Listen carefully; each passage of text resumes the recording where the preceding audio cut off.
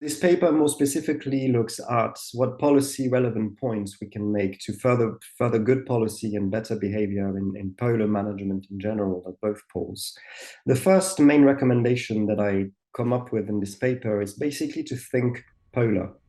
to increasingly shape our policy by taking into account more systematically the interdependence between the Arctic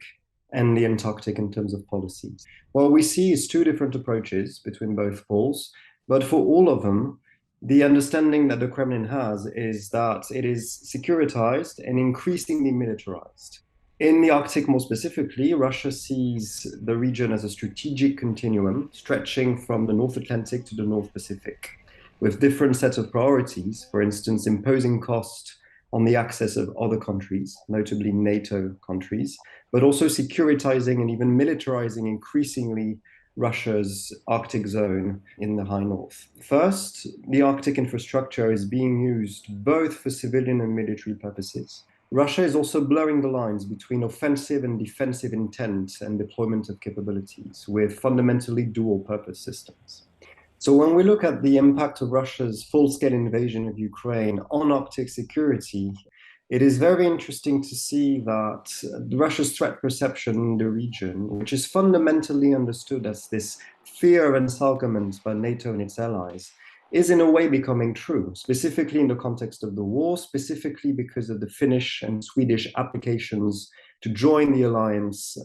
at some point, and the likely expansion of the alliance closer to Russia's border in a way, as they see it. It is very much vindicating Russia's approach in terms of a militarized Arctic. And all in all, this is of course feeding more tension and more escalation in an increasingly complex and complicated environment. But also when we look at navigational choke points in the region, specifically around the Greenland-Iceland-UK gap, or the GI-UK gap, as well as the Greenland-Iceland-Norway gap, the GIN gap, as well as around the Svalbard archipelago belonging to Norway.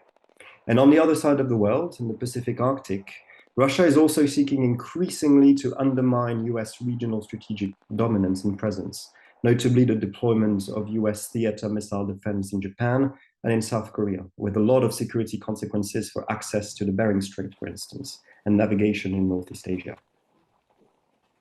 It is clear that Russia's posture in polar affairs have two main consequences. The first one is increased tension and miscalculation that must be managed by Western policy in order to respond to Russia's increasingly militarized approach to the Arctic and the Antarctic regions.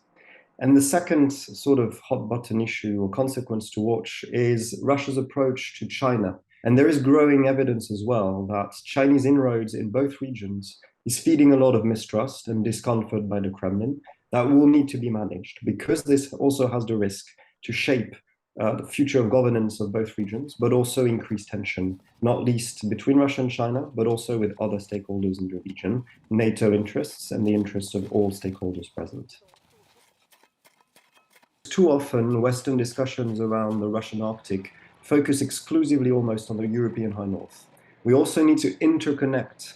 all of these policies through the North Pole, with North Pole approaches, and more fundamentally with what happens in the North Pacific. So this approach would help provide a more comprehensive and better assessment of the full operating picture, instead of limiting policy and policy outreach to just one region and then approaching the next as a different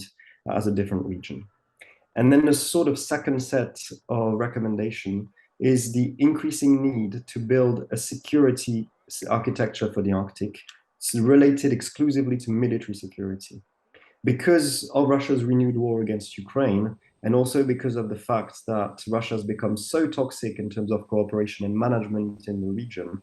the Arctic urgently needs to have discussions aimed at managing the risk of miscalculation, managing the risk of tactical errors, because even day-to-day soft security issues, such as search and rescue, are becoming increasingly at risk of this wider geopolitical competition. And this is even more relevant in the context of the Swedish and Finnish application to join NATO and the likely expansion of the alliance.